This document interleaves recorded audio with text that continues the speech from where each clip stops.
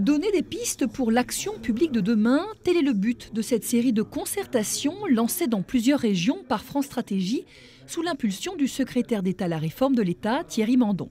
Première étape à Nantes, au sein d'une grande école de management. L'objectif, sonder les acteurs locaux, syndicats, entrepreneurs et élus dans le but de créer de meilleures conditions pour l'économie régionale. Faire collaborer les acteurs et renforcer les liens entre le public et le privé, voilà une piste de réflexion partagée par tous. La collectivité joue son rôle de fédérateur, de facilitateur sur le territoire pour les entreprises, mais pas que, les autres acteurs du territoire. On voit qu'on a à changer les règles du jeu et travailler plus vite, avec souplesse et en toute confiance. Confiance et souplesse, deux mots qui reviennent chez les entrepreneurs qui attendent plus de décentralisation et rêvent de moins de normes et d'une simplification de l'administration.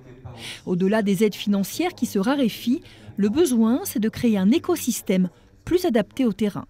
Chaque région a ses besoins et ses spécificités. Ce n'est pas forcément l'argent et d'ailleurs, je trouve aussi parfois que ce n'est pas à l'acteur public d'intervenir, mais plutôt de créer les conditions pour permettre aux acteurs privés de le faire directement. Donc on a parfois un rôle de pédagogie, de sensibilisation, d'accompagnement, de créer peut-être des plateformes pour les acteurs privés, mais ce n'est pas forcément toujours à l'acteur public de se mettre à la place des entreprises notamment.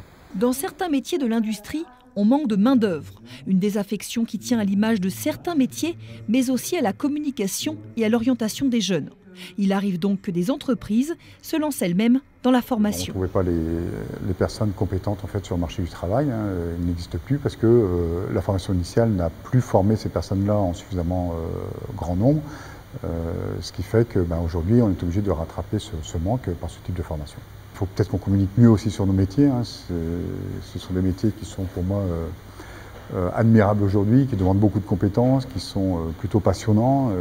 Il y a beaucoup de créativité de développer dans les entreprises. Donc je pense qu'il faut être un peu plus attractif, peut-être re-remplir en fait, les sessions de formation initiale sur les métiers de l'industrie. Plus d'autonomie et de simplicité, une synergie entre les acteurs, privés comme publics, c'est une nouvelle méthode de collaboration qu'il faut inventer pour mieux s'adapter au terrain. La concertation se poursuit avec d'autres ateliers à Paris et en région.